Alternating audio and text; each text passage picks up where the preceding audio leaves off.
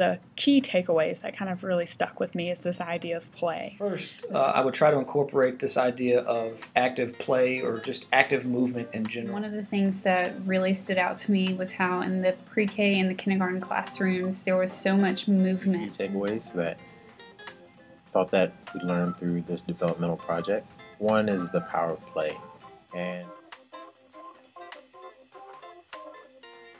in the power of play, we really saw that at the pre-K and the kindergarten level. And with that power of play, that's how the students actually learned. It wasn't a lot of sit down and get the curriculum, but it was a lot of exploring and investigating their learning through playing. If you can't beat them, join them. You know, why fight that urge for them to move and be loud and just have that experience? Why fight that? Instead, let's harness it because it really can be incorporated into academics. It can support it and actually initiate academics at this level. And that they need to be encouraged to be able to move around, not only to help them learn those educational skills, but also to help them develop their gross motor skills, their communication skills, and their relationship skills with their peers.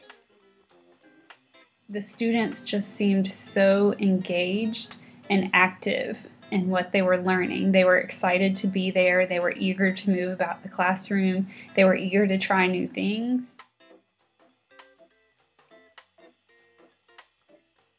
I hope that I would, in an elementary school, given the opportunity, would really be able to discuss the idea of play and academic play and how a classroom that's full of movement and sound and noise is and can be an academic setting. As a school leader at an early elementary school level, I would make sure that I encourage all of the teachers, kindergarten, pre-K, all the way up to maybe even third grade, to make sure that they're incorporating some sort of activity into some of their lessons as much as possible and allowing students that opportunity to move freely through the classroom and to play. I definitely think in practice in a school there needs to be some more communication between the pre-K and kindergarten teachers and then the first and second grade teachers. What is it that the first and second grade teachers can incorporate more of into their classrooms? Building a relationship with the child is very important so that you can tap into that emotional bank account. And the emotional bank account for the children seems to be the most